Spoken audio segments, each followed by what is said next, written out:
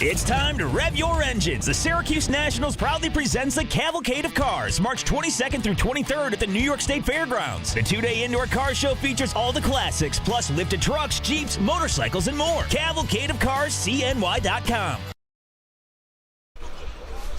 Stars Today, broadcasting live from the campus of Syracuse University. This is Newhouse Afternoon. Welcome into Newhouse Afternoon on this lovely Wednesday. The weather's getting a bit better up here on the hill, but the action is not slowing down. We got a full slate to talk about today. I got Connor McGannon to my right, Jake Lazarus to my left. Fellas, how we doing today? Great to have the whole trio here. Can't complain. 40 degrees out in Syracuse in the middle of February. March Madness is around the corner. We'll talk about Syracuse athletics moving forward, but right now, you can't complain about the weather outside. No. It's amazing. I texted my dad I texted him this morning. I was walking to class for my 8 a.m. class. It was sunny. There was sun shining this morning. It was incredible. My walk to class was amazing. It's sunny outside, and the saying in Syracuse goes, it's always 70 and sunny in the dome. But for this basketball team, it might be raining or somewhat hail the way they performed. 2-7 in the last 9 games. Not a good time to be a Syracuse basketball fan. Why? They can't close out their last 3 games. Second time this season, they lost 3 straight. And you look at Pitt, UNC, and the U-Miami game, they're in all 3 games. These aren't blowouts. These are games they could win. They're just having trouble, as they had in the beginning of the season, closing out games, winning the close ones. That's why they sit where they're at. On the outside right now, if they lose tonight, of the ACC tournament. Yeah, this is a really important game for Syracuse because I think really at this point kind of the season is let's just get into the ACC tournament. Let's get that extra game under our belt. It's more experience for the young guys who are hopefully coming back next year. But you talk about these games, man, I think what's just really been killing us is our defense recently. I think we're in the bottom 170 in the country when it comes to defense right now. We don't know how to guard a high pick and roll. We're really limited in that area, and I think it's just affecting the team. Yeah, I mean, it's tough. This game is a must-win, right? That's the mentality. It's a must-win. It's a must-have. You win the tiebreak against Boston College because Syracuse beat them twice this season. Barely. But if you lose to NC State, you then lose that tiebreak. So, and they have the upper hand in ACC standing. So this is a win and in for Syracuse, and it's a must-win. So that has to be the mentality. You got to go in quick start. This is a huge one for And I want to jump back to the last game against Pittsburgh, a game in the first half where I thought Syracuse could have no problem, and they win this game. We're not even having that conversation. And it's just a tale of 2 halves, and has it been the entire season for Syracuse. You start in the first half, you open up on a 16-6 run. You led by 7 at the break. Chris Bell, 14 points. Starling, 11 after the first. They had 7 of the Orange's 9 3-pointers. The offense could not have looked better. And if you're Coach Adrian Autry, going into that halftime, going into that break, you have to be confident in your team. And in the second half, it was just a complete opposite. Pittsburgh outscored Syracuse 46-28. That last 5 minutes, Pittsburgh just dominated the floor. That's why the Panthers are sitting where they're at. They're only 7-8 in this conference, but as you see, they know how to finish games. They know how to make those halftime adjustments that Syracuse has been struggling all year.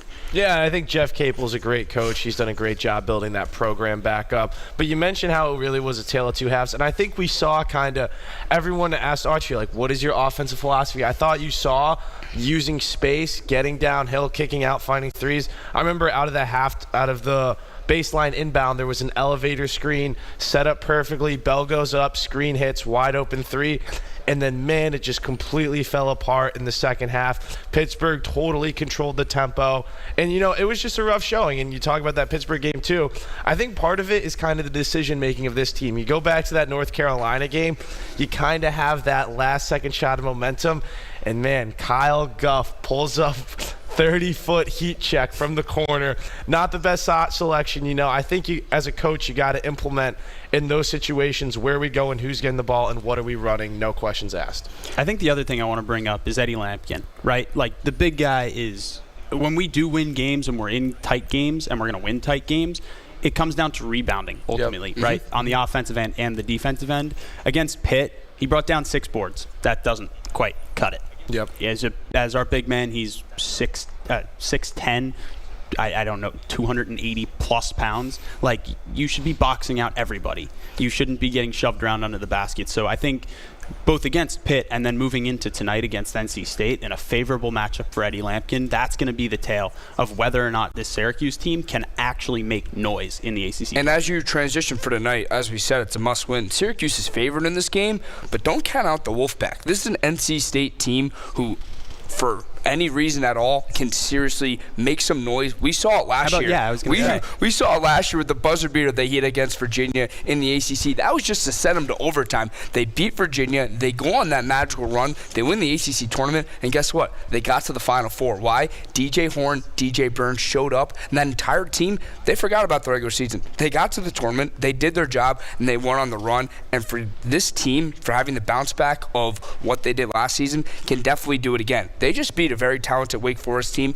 Joe Lenardi has Wake Forest in the tournament, so let's count out that no matter what the record is and how they look in the ACC, 4-12 is not that impressive, but they can win this game tonight. And I look at how they're shooting against Wake. They shot 50% from the floor, 40% from three. This is a team that can definitely make some noise. And when it comes to Syracuse, you can't have the slow start that you usually have, especially at home. I expect a big crowd because this community and this school understands you win this game, you kind of start getting the little momentum that you need because anything can happen in the ACC tournament. I mean, you brought up being home favorites and how big of a deal that is. Just a little sneaky stat for you as a sports bettor myself. Syracuse 8-0 this year as a home favorite.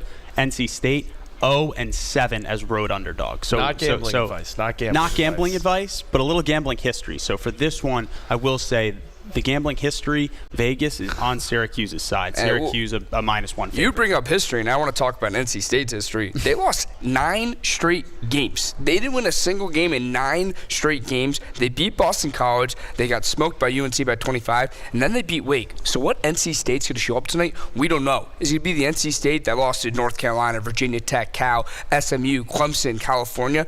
We don't know. Or this can be the NC State that beat Wake Forest and can show the strides. You know what? We belong in one of the best conferences in basketball, and we can make some noise, especially against a tough opponent that Syracuse will face. And you want to, Connor, I totally agree with you. And you talked about that, how they're shooting the 3 ball a lot better right now. That is a bad omen for Syracuse. You talked about Eddie Lampkin, 6 points, 6 boards, really struggled in that NC State game. Eddie giveth and Eddie taketh at the end of the day. What happens is I like that. When you are a coach and you doing the scouting report for this Syracuse team, you really look at Eddie Lampkin, and he's a force in the interior, double machine, rebounds, fights, is an absolute dog. But again, you talk about it. He's not the quickest laterally. He can't really move around. So if I'm a point guard, and what Capel did, and really in the second half of that Pitt game, is he took his point guard. He said, "We're going to spread everyone out. We're going to go 4-1. We're going to bring the center up, and we're going to put Eddie Lampkin in a high ball screen. He has to drop, and then it's either an 18-foot jumper. If someone collapses, it's that kick-out 3 you're talking about. And it's a quick transition you have to make. Exactly, every single time. And Syracuse has just been a pace slow on that rotation. The personnel has not been moving quickly enough laterally, and that's why this team is really struggling on the defensive end. But, I think against this NC State team, I'm really interested to see how Chris Bell plays. He had that phenomenal first half against Pittsburgh, kind of resented himself. He's the X factor. If he can go out there and put 20 meaningful points together, use his body a little bit, use his side, really be that third option. JJ's not clicking, Eddie's not clipping. I think Syracuse takes down this game, but if it's only the Eddie and JJ show, Syracuse might be in for a load of trouble tonight. I do see this game as an Eddie Lampkin show. I know you said Chris Bell, but I think this is an Eddie Lampkin game. If Syracuse wins this game, it will be because Eddie Lampkin brings down 20 boards. Yeah. Right? NC State is one of the worst rebounding teams statistically in the country. Right? So Eddie Lampkin has to win that matchup. Don't count out Jair Davis, too. If he gets on the court, Jair Davis can make some noise tonight. NC State's leading rebounder is a guard. And he averages 4.5 rebounds a game. We could just scrap the game. We'll bring DJ Burns back. It'll just be him and Eddie one-on-one for 40 minutes, winner take all. So we're going to go from tonight's game at NC State, a must-win. Let's talk about the full picture, because I think Syracuse fans are starting to look forward to next year. Yep. I think there's reason for that, bearing a wild NC State run that I'm not counting out at all, and I would love to see as a student here. But this season's going to be over. They're not going to make the tournament. What they do with the NIT, we don't know. Syracuse has 4 games left on their schedule, and I think the word that's going around is a disappointment. I don't technically know if that's the right word to use, but with this schedule and the way the ACC looks, I don't know if you could point to a signature win, and I think that's my biggest problem for this team. They played 2 ranked teams all year, and granted, they were in the top 3. They got blown out by Tennessee by 26. That was when the news of J.J. Starling had wrist problems, and of course, the Cooper Flagg show against Duke, where Cooper Flagg didn't even play that well. It was everyone around him. They lose by 29. So when you look at this entire season, granted 4 games left, and maybe you beat SMU or Virginia, it changes the tide a little bit. But is Georgia Tech your best win of the season? Honestly, it might be at this point. I think from maybe a morale perspective, it could have been the BC overtime game because, man, you dropped that game to BC. But you're supposed to win that game. Yeah, I know. But I'm saying, like, just for morale points, I think – but I totally agree with you because last year you had the North Carolina win. You had that end of the season. You want to know what – because what Syracuse basketball really is, you know, maybe they're not the best team when it comes to non-conference January. We're not the best team, but – Boeheim had everybody. It was January. It's, you know how it's January, February, Izzo. Boeheim had those guys ready to go every single March. There was no question that they were going to play their best basketball in the month of March.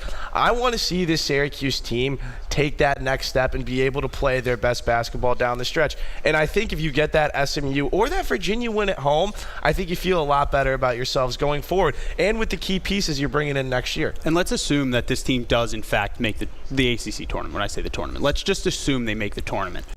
I think the thought process around this season changes a lot if you can go and just win one game. Just go win one game at in a tournament that we you have weren't been supposed just to make. historically terrible. Really right. bad. We have never performed well in Greensboro. So go and steal one game, maybe 2, and just see if you can get hot. See if you can get lucky at the right time. If you can go steal 1 or 2, I think the vibe around the 2024-25 season changes a hell of a lot. And the whole story changes, and that's what I love. Now, as we continue to look forward, Alan Griffin came out last week, and he said on the radio show, and I think it made a lot of sense, we have to find our McCord. I'm very confident they'll be able to go out and get that guy. He's obviously referencing Kyle McCord, who did wonders for Syracuse football this fall, and he kind of changed the culture. And I think everyone around Syracuse, around the nation, saw, specifically ending the season with that win against Miami and going to win a bowl game against Washington State.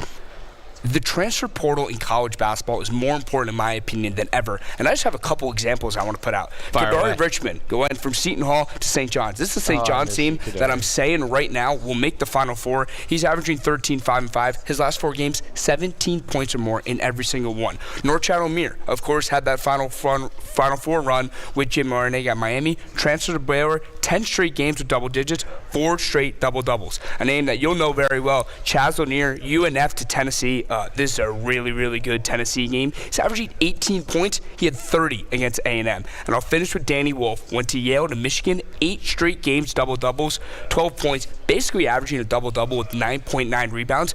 Another thing with all these teams, St. John's will make the tournament.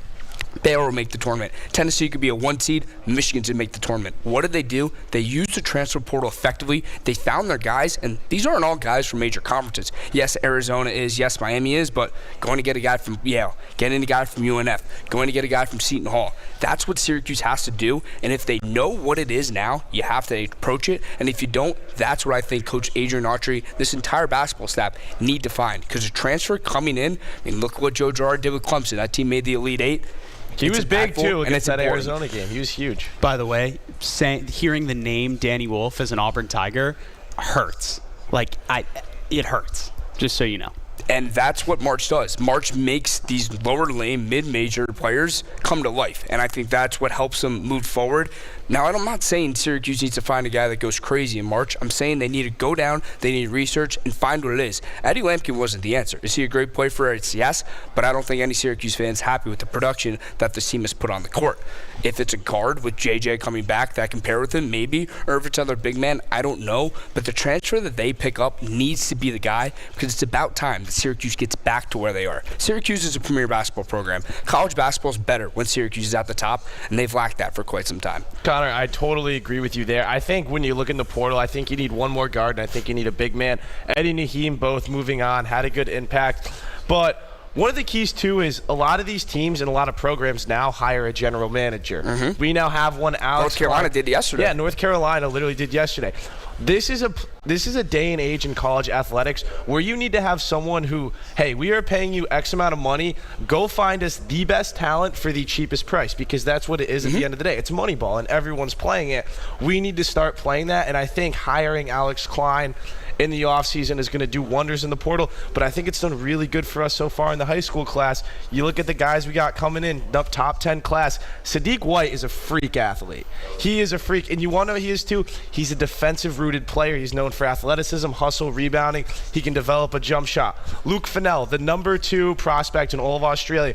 Going global with it, too. You're getting outside of the You're going States. global. A 6'6" combo guard, too. Syracuse's identity, long guards who can play defense. And then you got Cayenne Anthony, obviously the name premier itself. player.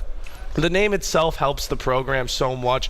Obviously, everyone's going to be so excited to see Carmelo and maybe who he brings with him courtside next year. The kid can shoot. The kid's a bucket. He doesn't have the size as his dad. He's not as big as his dad, but he can shoot, and he understands how to play winning basketball. Aaron Womack, too, a small forward from Minnesota. He needs a year or two. He's too small right now, but when he's big enough, he's going to be elite for this team. That's what I think kind of the pitch is right now. A lot of people saying, like, you got to get rid of Red, got to get rid of Red. The talent he has coming in next year, if he can mix that with the transfer portal, at that point it's kind of, okay, let's make something out of this. Let's announce Syracuse basketball's back. Let's get $30K in the dome. Let's get a signature win. We got the figures. We got everything in place. And then if it doesn't happen, you got to reevaluate from there. If you're Syracuse right now, big game against NC State tonight. But no matter what happens to us this season, next season it's going to bring the enjoyment. It's going to bring the fun. We're going to go from the hardwood to the turf when we come back. A lot of lacrosse that we have to talk. Ends lacrosse coming up on Newhouse Afternoon. You're listening to QSportsTalk.com, ESPN 97.7. The conversation always continues on Twitch.com. Thank you. In the comments, guy on left knows ball. Guy on left does know ball. Good stuff. That's funny because my left is him, but I think we all know ball. I think he definitely knows ball more than I do. I totally agree with that. You know what I've loved too is like the Johnnies have been such a fun team to watch this year for college basketball. It's great. Rick Pitino. It's Pitino magic. You want to? I was going to say this in our segment. We need to bring back suits, okay? I believe that every college. You think so? So Pitino was on. Pitino was on part of. I'm on the other end. Pitino was on part of my suits. take, and they asked him a question: if St. John's faces off either Kentucky or Louisville, will the white suit come back? He didn't answer it. But if Pitino goes into March Madness wearing that white suit with the red hot Johnnies, electric. I'm just saying. Electric. I mean, come on. That's what the sport needs. The Boeheim jacket throw. Even winning coaches wear suits. Hurley won the last 2 championships. It's because he won a suit, not because of anything else. That's why he won it, because of the suit.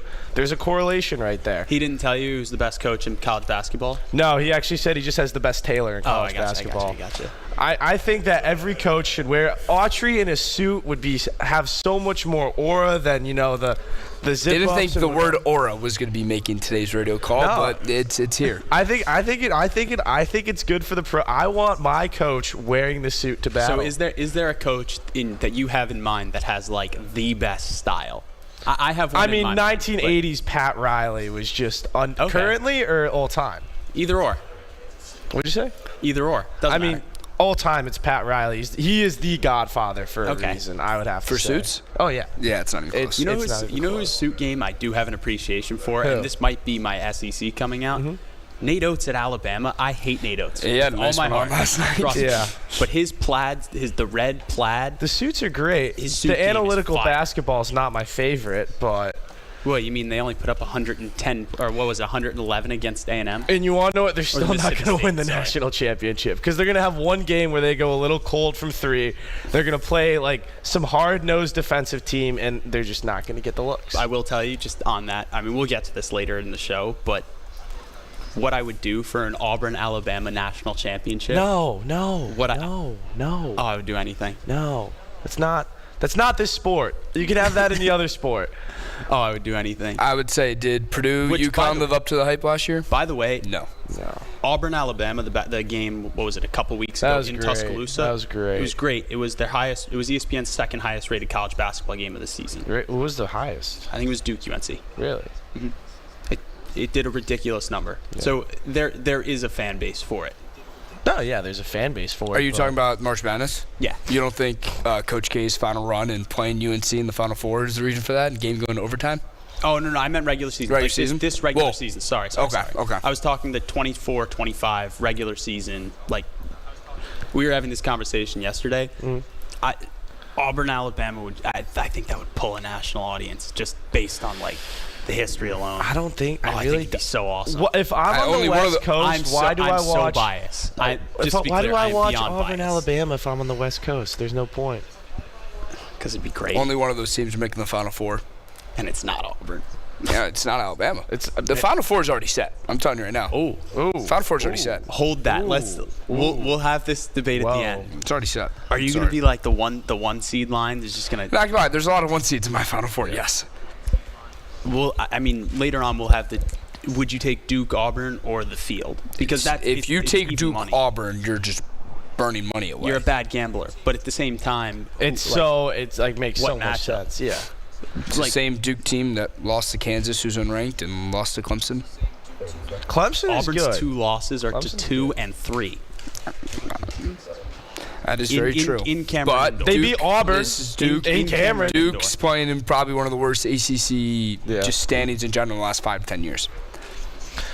I'll be very interested because they'll probably face Louisville in the ACC tournament, and if they run through them, they might be legit. I don't know. I closed it out or whatever. You know, I actually taught Con Kneppel how to shoot, in case you guys were wondering. Thank you, I appreciate it. 100.1. Watch live on QSportsTalk.com. Tomorrow's broadcasting stars today.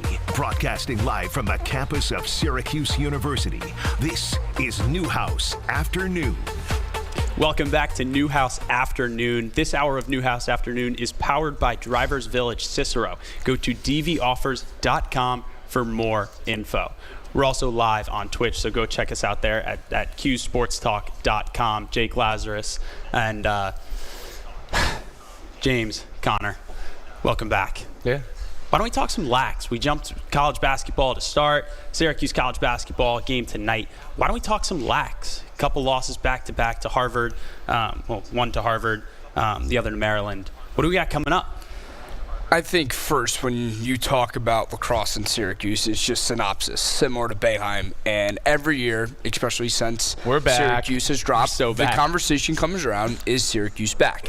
And after the start of the year, guess what I saw everywhere from inside lacrosse? We're so back. Syracuse is back. However, I don't think that notion's wrong, but you can't say you're back and lose to number 6 Maryland by 4 and lose to Harvard for the first time in program history by 1 inside the Dome. Now, Syracuse has a very talented team. We know that, and we're going to dive into that. But I think, the conversations that come around this team every year and come around a young team that is with a phenomenal head coach and a Syracuse legend, that is Gary Gait. It's when you face adversity, how will you answer?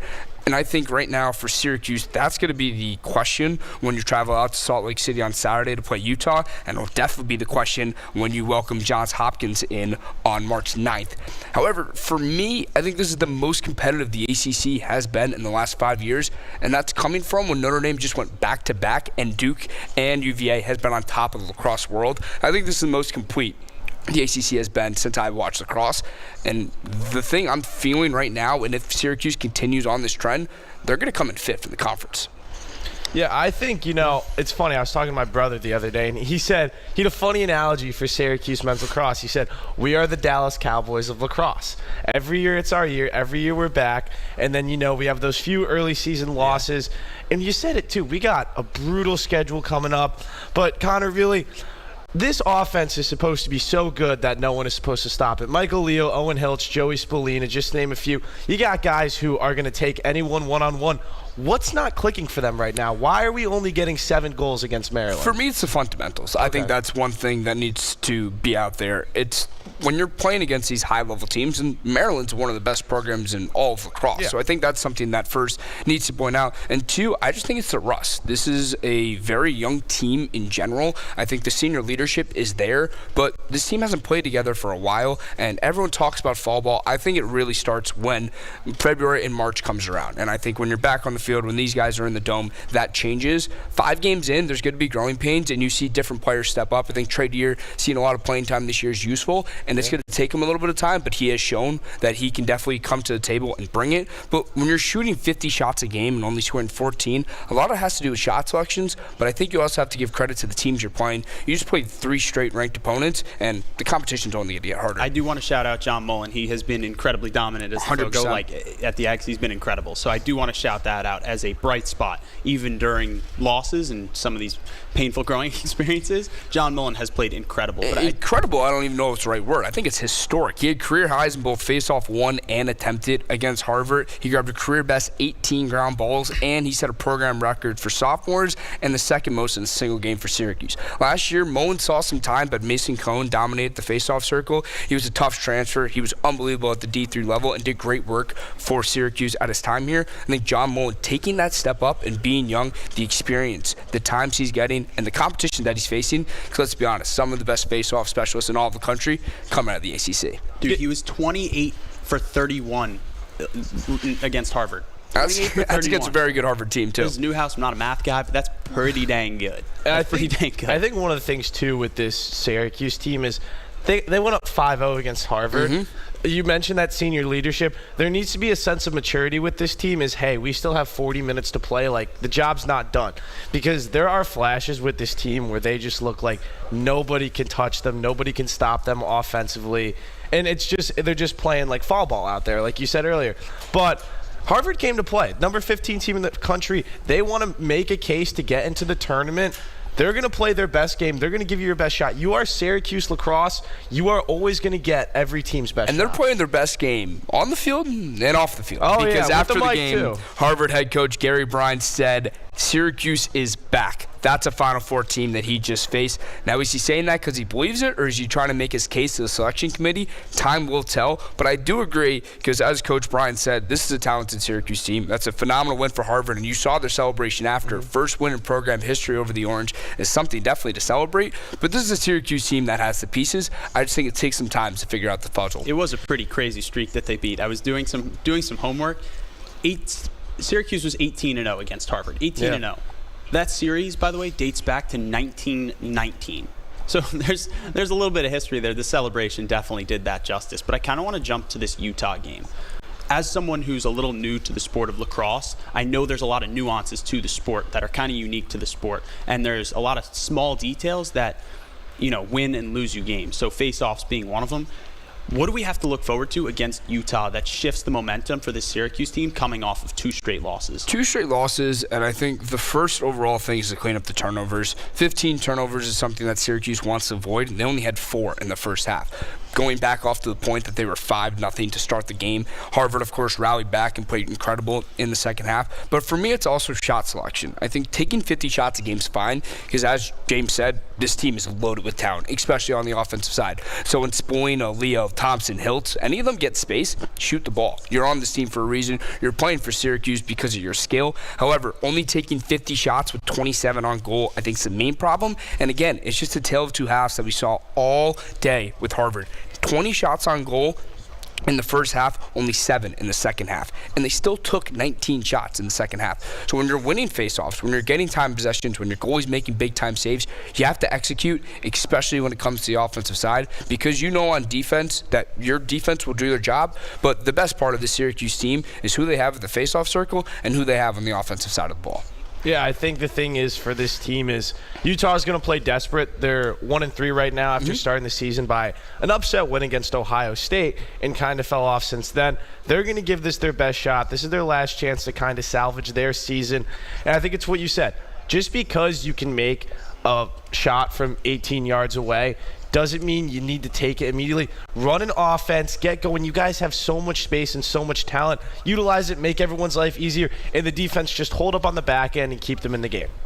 Yeah, Utah also lost to Vermont, a team that Syracuse dominated earlier this season. So this is definitely a matchup that favors Syracuse, and I think they just have to come out, play with confidence, play with a little bit of heart, a little bit of passion, And this is a game that they should dominate. You get off to a hot start, you dominate the first quarter. I don't think there'll be any issues with Syracuse picking up this one. Well, we got more to look forward to, Syracuse lacrosse. We're going to stay on the turf. We're going to take it over to the women's side.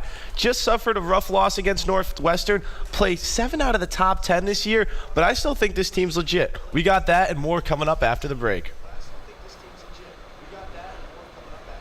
Thank you. That was a great toss. Yeah. That was good. Anything new in the guy on left nose ball? Ooh. Fire archery. Mass. I'm not reading that name. I mean, the schedule, too, we got coming up for lacrosse. Duke, Notre Dame, UVA, Hopkins. Just, like, split that. Go 500 in that. I think you're in the tournament. I mean, I think you're in the tournament no matter what. Syracuse lacrosse. Yeah, you can't not put Syracuse lacrosse in the tournament. But again, it's how will you perform when the tournament comes. And I turned to the Denver game last year. I still remember, you're wide open. It's a one on the goalie. I'm like, oh my gosh, cardiac cues. We're about to come back, win the game. I think it was like, what, 8-9 or something? Yeah, it sounds right. I don't remember who it was. It might have been Michael Leo, just wide open, one-on-one with the goalie. He cocks back, and he sails it 5 yards over the net. And I was just like, for both of these lacrosse teams, men's and women's, is this season, like, quote-unquote, a disappointment if they don't either go to the Final Four or win the national 100%. championship? It's Syracuse lacrosse. 100%. That's the mentality. It's You play Ohio above- State football. It's Ohio State football. You play above a lot of banners that have the word national championship on it, and when you leave here, you're supposed to put your own up. Exactly. That's what I think Syracuse must bring, especially this year with the cross. I mean, what, last one's 2009. It's been 13 years, but it's Ohio State overall. Ohio State beat Michigan, win the Big Ten, win the Natty. They did one of those three, still a successful season. I think Syracuse lacrosse has a certain pedigree where you can't go too many years without going to that weekend. And I think it's the same thing for the women's team, too. They've been so close the past few years. It's either just been BC, Northwestern. They just haven't been able to get over that hump. And I think Syracuse is the third team when it comes to that. I think it's Northwestern 1, BC 2, Syracuse 3 every single year. And, man, it's just every year. On the women's side. Right. Especially if in the past few years in the ACC tournament, the women's teams got off to great starts against BC and just dropped those games. I think what both lacrosse programs are really looking for, and even basketball too, is that signature win. Do we have that signature win in lacrosse? You had it last year. Well, You had it last year. I I think the win against Duke last year is You think definitely so? 100%. I think the difference between both lax teams in basketball, at least this basketball team, I think both of these lax teams are like more than capable. And you of have the getting skill, that signature 100%. win. You have the skill. And they have the schedule to do it, right? You have ranked teams up and down the schedule. Brutal schedule For basketball, I don't see that. Like, I think we wanted them to beat Duke, but like realistically, there was no real competition. No, I mean that team is so good, and part of it too. Let's get out of 41 for the segment. 241. Part of it too is I think one of the reasons we missed in the portal to say this year when it comes to basketball is we didn't get enough size. Jair Davis is 6'7". He's our starting power forward. I would have liked to see more. And then we also, you can't forget, Donnie Freeman was supposed to be a big piece this year, and unfortunately we lost him due to injury. Hopefully he'll be back. Do we think he'll be back? Like 1 out of 10, what are the chances? I don't see him. I don't see him wearing a Syracuse uniform again. I don't either. I think the money he's going to get in the portal, especially for his production early on in the year, is one, going to be large, and two, I think for him, does he want to get out of the ACC? Does he want to go down to the SEC? Does he want to experiment with the Big Ten or go to the Big East? I could see him going back to Maryland. Yeah, I could see him going back. That's a Maryland team right now. Yeah. Who's Is there a just absolutely playing great basketball. Big games Derek tonight. Queen is one of the best prospects in this draft. He's a top 15 pick. He's legit. He is legit. Is there a world in which Freeman goes to like a group of 5 and just dominates? No world. He will stay in the power. Unless they just give him like so much money. Yeah, I mean there are those what group of 5 teams what BYU did. Like Yeah. But do you even consider BYU not a group of 5? Well, no, because they're Big 12. Exactly. Or I guess college football's Big 4. Right. Yeah. Basketball now too. I mean, 14. Who's got us? Connor? Yeah. Maybe we'll get out around 40, 41. I need to do the whole college basketball shebang. Yeah. With ESPN Syracuse sports talk shows on QSportsTalk.com. tomorrow's broadcasting stars today. Broadcasting live from the campus of Syracuse University. This is Newhouse Afternoon.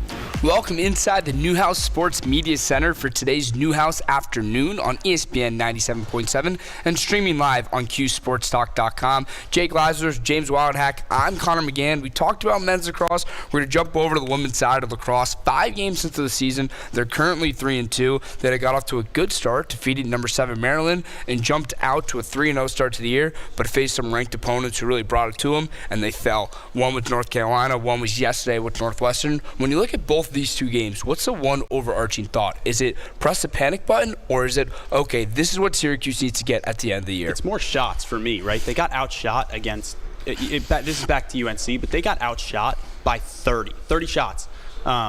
15 turnovers to the Orange. They turned the ball over, right? Too much. So it's keeping the ball to yourself, not turning the ball over, and also just winning in shot selection. If you're only going to shoot the ball, whatever it was, like 29 times, it has to be good shot selection. I think part of it, too, is how you start the game. You look back at that Northwestern game, I think they were down 5-1 at one point. It's hard to build those comebacks against teams of this pedigree. Against smaller when they played Cornell, I think they went down like 2-0. You can come back from that. Cornell is not at the same pedigree of North Carolina or Northwestern at this point in the program. But you play Northwestern. This team that, man, you've kind of had these battles with over the past few years. Northwestern, Syracuse, BC, the perennial powerhouses in women's lacrosse. You should have that edge where you want to go out home turf and just absolutely run through them.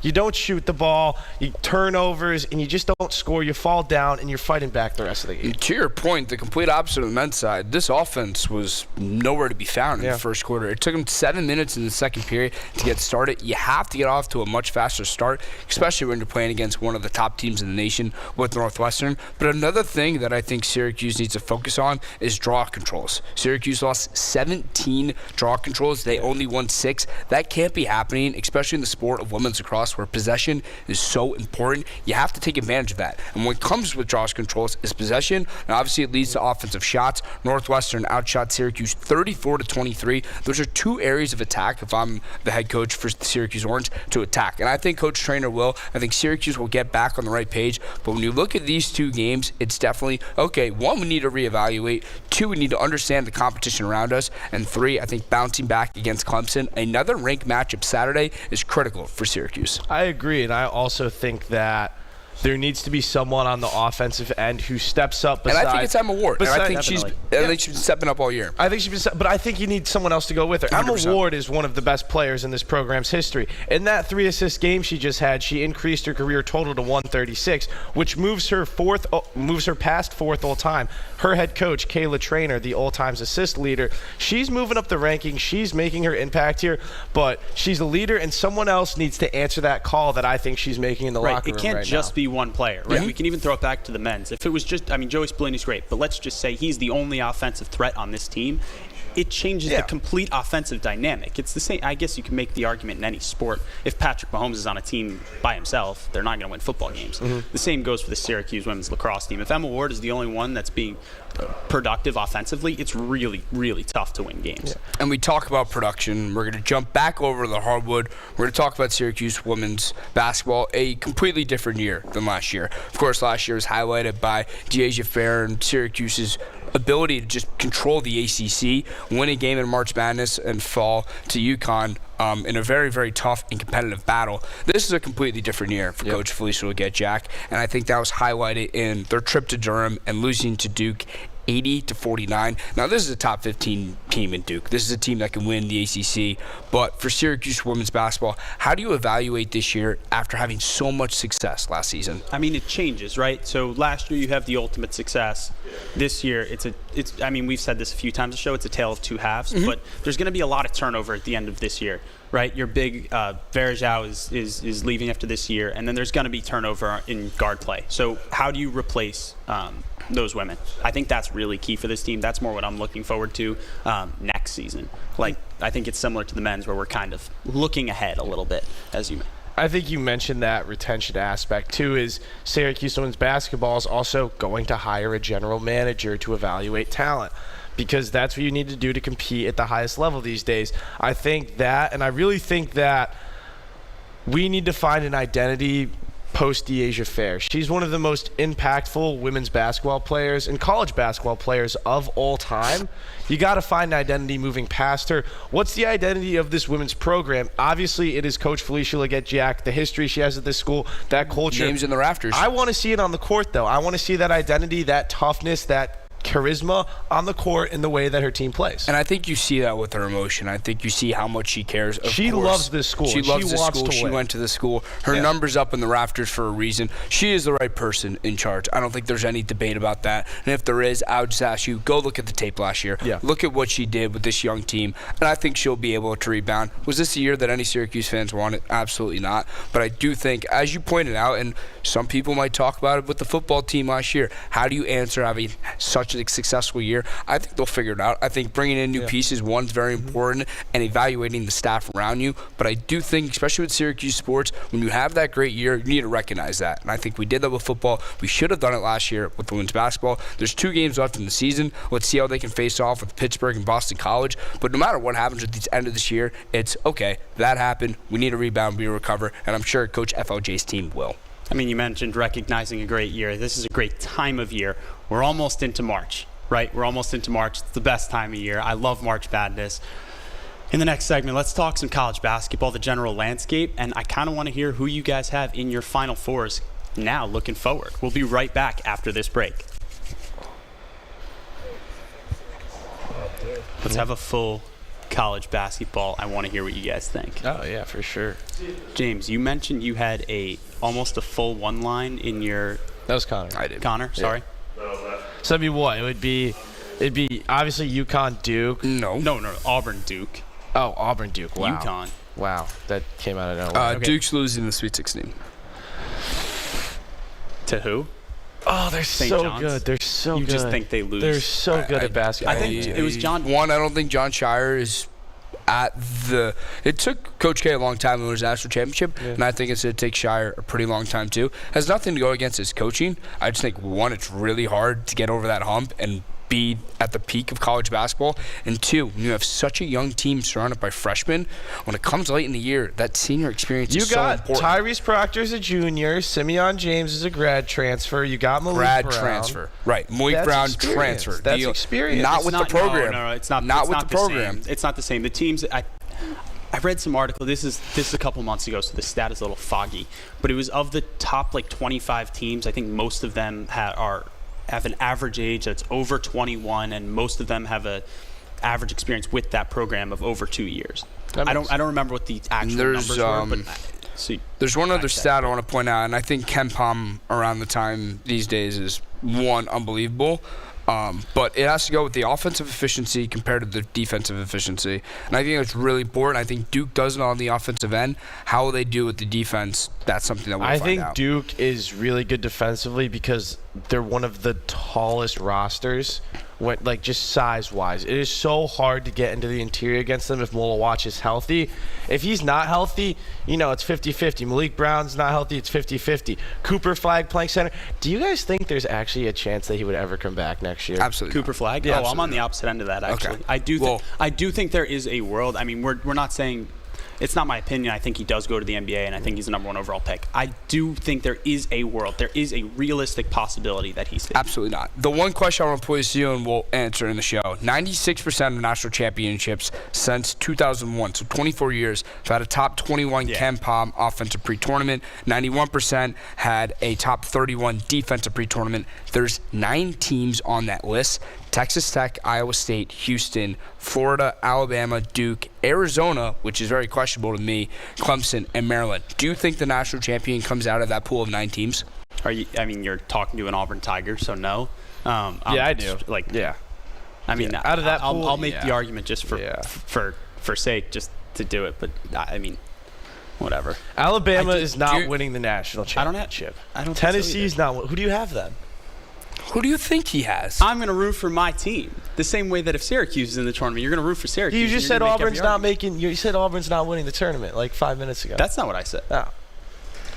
The debate I want to have that I've seen going around socials, at I think it's near even money now. Would you take Duke Auburn or the field? You take the field. I don't disagree. You take the field because there's a very good chance that Auburn and Duke have to face off each other in the Final Four. So no matter who you choose, you're praying that one, both teams get there, and two, your odds get cut in half because one of them are going to lose no matter what. Or you could hedge the bet and see what you got. Again, there. we're not a gambling show. Not a gambling channel. This is all educational. I don't even know what that word means. I'm not 21. Which, education or gambling? What's gambling? I don't know. I don't know math. That's okay. No, this is Newhouse. You don't need math. Newhouse, you don't need yes, math. you do. You do, unfortunately. It sucks. So, yeah, I don't know. I love this 1 seed line. I just don't see a team that can beat Duke. So you're going to have all 4 1 seeds in yours? No, there's going to be an upset somewhere, but I think Duke and Auburn are. You're telling me St. John's just can't go play. Right? Yes, I'm opening. You're telling me St. John's just can't play 40 minutes of bully ball and just beat anyone with They'll Rick press Pitino. you all game. Yeah, they don't care. They're just gonna abuse. They're gonna you play on the Duke. They're gonna be in defensive that Duke region. I love that at MSG. I love it. Oh my god! I just don't see them being Patino, in the South the region. It doesn't make Godfather. any sense. Yeah. 107 and 100. Auburn's gonna be playing in Atlanta. Watch live home on venue. QSportsTalk.com. If they get Gotta win the SEC first. Tomorrow's broadcasting stars today. Broadcasting live from the campus of Syracuse University. This is Newhouse Afternoon. Welcome back into Newhouse Afternoon. I got Connor McGinnon on my left, Jake Lazarus on my right. We're going to finish up this last segment by talking about the most wonderful time of the year. It's not Christmas. It's not Black Friday. It's not the 4th of July. It's March Madness because nerds like us get to look at KenPom and make 1,000 different brackets. Jake was mentioning this off air. Jake, what do you got for us? Okay, so the debate I've been reading about, watching all the stuff I can, at around even money, are you taking Duke or Auburn to win the national championship or the rest of the field? I mean, I don't know how anyone in their right mind doesn't take the other 62, 66 teams, however you view the March Madness bracket. Yes, these are 2 of the best teams in college basketball, no doubt. But does the best team always win? No, that doesn't happen. You look at that Duke team loaded with Zion and R.J. Davis and Cam Reddish. They didn't win. They should have lost in the round. They should have lost to USC. You look at the undefeated Kentucky team that fell. You look at Virginia, the #1 overall seed. They win the ACC championship. They lost to UMBC in the first round. No, they are the 2 best talented teams, 100%. But when it comes to March Madness, I think it comes with your coaching because coaching experience matters more than anything, and it comes to the players on the floor. 1, do you have senior leadership? Do you have people who have experience playing in this tournament? And 3, do you have the grit and determination to win, in my opinion, the hardest tournament in all of college athletics? So I want to give and then you can be the tiebreaker. I'm taking Duke or Auburn. I am. And I'm probably leaning more. I'm an Auburn alumni, so I'll make that argument. But it's a team that's coming off a horrible March Madness loss a year ago. It's a team that's focused on just the game before and the next game. Who's in front of you and who's behind you.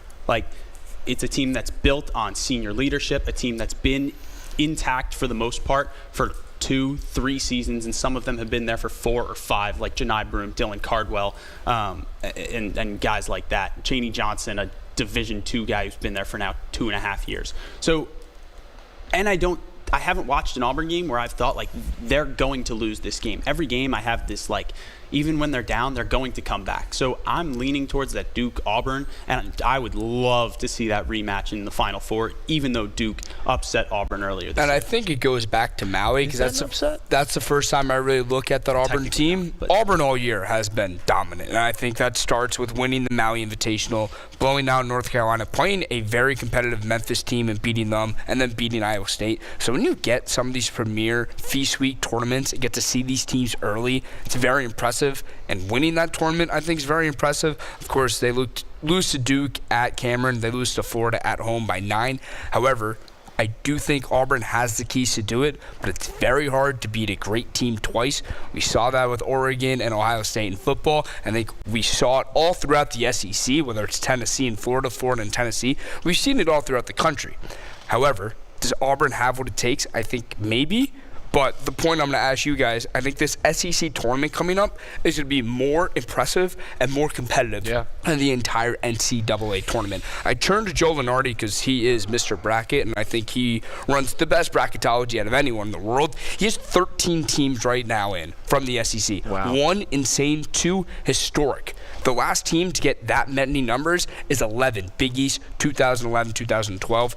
SEC beats that by 2. So not only will they make history as the best conference in basketball ever, they blow it away. Does that have to talk with Auburn? Yes, but I also think that has to talk about all the teams in the SEC, the teams that we haven't mentioned yet that deserve some recognition, like Florida, Tennessee, even going to Missouri.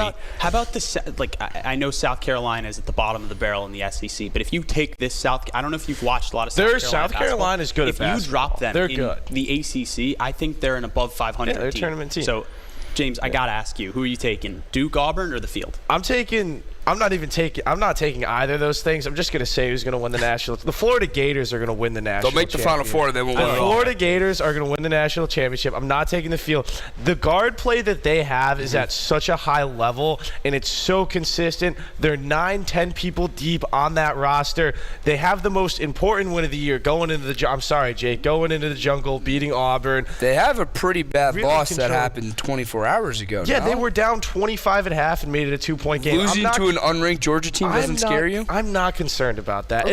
It is the SEC. It's such a gauntlet at the end of the day. You just won 5 or 6 games straight. I think you're bound to slip up regardless of who you are when it comes to, this gauntlet of a schedule that is the SEC. But to your point, again, Duke has one really good win against Auburn at home. They don't really have a whole lot else. That Kentucky game, if I'm playing Duke, I'm going back to that Kentucky game. I am watching how Kentucky controlled the tempo. They forced Duke into some uncomfortable situations late in shot clocks and really dictated the terms of that game if I'm trying to beat them. And then from an Auburn sense is, I think it's health at the end of the day. Johni Broome is still the best player in college basketball, but he's banged up. One rolled ankle or one bruise and he's gone. I question the consistency of the guard play. Todd Pettiford's a dog, but I think there needs to be that A1 alpha guard when it comes to that Auburn team if you want to really make that run in March. So as we're making predictions, let's get to it right now to end the show. Jake, who's your Final Four, and what's a team outside of your Final Four that people should watch out for? Oh, that's a good question. My Final Four, give me Duke and Auburn. I don't see a team taking either of those teams down. I just struggle to see it. Obviously, with no brackets, we don't know the other side, like who matches up where. I like the Florida Gators. I really do. Florida Gators are legit. As an SEC fan, I would love to see Tennessee make So you have the number 1, the number 2, and the number 3 teams. Awesome. Good to know. Is number 4 going to be Houston, or are we going to change it up with number 5, Tennessee? I don't know. I think the top of this. I think this year is kind of unique. I really do. I see that there's the top 2, and then there's everyone else. Who's your 4th team making the Final Four? St. John's, if possible. James? If that matches up. Give me the Johnnies as my first team in. I think if Iowa State's healthy, they would have a case, but they're struggling a lot recently. Give me St. John's. I got to go with my national championship pick, Florida. I'm going to say that Auburn doesn't make the Final Four. That's a fair take. I'm going to take Duke in there. And then Houston as well. I think they've been playing some of the most consistent basketball. They're under the radar now. Samson has those teams ready to go in March. There's no question about it. Best defensive team in the country. Best defensive team in the country. And their guards can score now. I think the one thing Kelvin Sampson has elevated the last few years is understanding that my guards need to be great defenders, but I need them to put the ball in the hoop at the end of the day. I think these guards are just a little bit of a step up, and I think that's what's going to get them kind of over that. I think LJ Cryer is one of the most underrated players in the entire country. Yeah, I agree. He's just go get you a bucket at any times. So, unfortunately, James and I are very, very similar with our Final Fours. I think Auburn is going to win it. I think the guard play that they have, Bruce Pearl leading that team, and Johni Broome just completely dominating the paint on both sides is impressive. I agree with you with Florida. I think Florida has the keys to win. Again, I question their experience and I question their coaching. They're a phenomenal team, but when it comes to March, are you taking this Florida team over a talented, experienced Michigan State Izzo team? I don't know, and time will tell. And then my third team, as we all been talking about, Rick Pitino's job at St. John's, not only with the record, but just bringing the Garden together, bringing a pro sports town that New York is. New York is not a college town. Together to support the Johnnies is very impressive. And to your point, the way that Sampson, the way that this Houston team is operating, I think they're silently operating too. They're not getting a lot of love for a team that's 23-4 and dominating the Big 12. They don't care. But the final question that we'll go around and ask is, what team would someone watch out for? And if you're a 1 seed, you're scared to play either in the second or the third round. For me, it starts with Louisville. I think the way Pat Kelsey has brought Louisville back to what Pitino really had it is very impressive. And also, if they get in, I don't want to play Dan Hurley in this UConn team. The way Liam McNeely's playing as a true freshman, Caravan's going to come around to his original self. Those 2 teams I'm scared of. I really don't want to touch Arizona. They've been hot recently. It's going to happen regardless. Their offense, they're going to win some games. They're going to make some noise. And then I really don't want to touch Maryland whatsoever. Derek Queen's playing great, experienced guard play. DMV's running it right now. I'm taking McNeese on that 12 line. Quadir Copeland. Yeah, they stole our song. And I love the video that just got posted with the manager with the boombox and everything. It is the best video I've ever seen. The best video I've ever seen. The 3 best people to have on the show. It's always phenomenal joining you guys on the Wednesday. Jake Lazarus, James Wildhack, Connor McGann, thank you so much. We'll be back in 2 weeks. The Sports Show with Cody Mack is up next.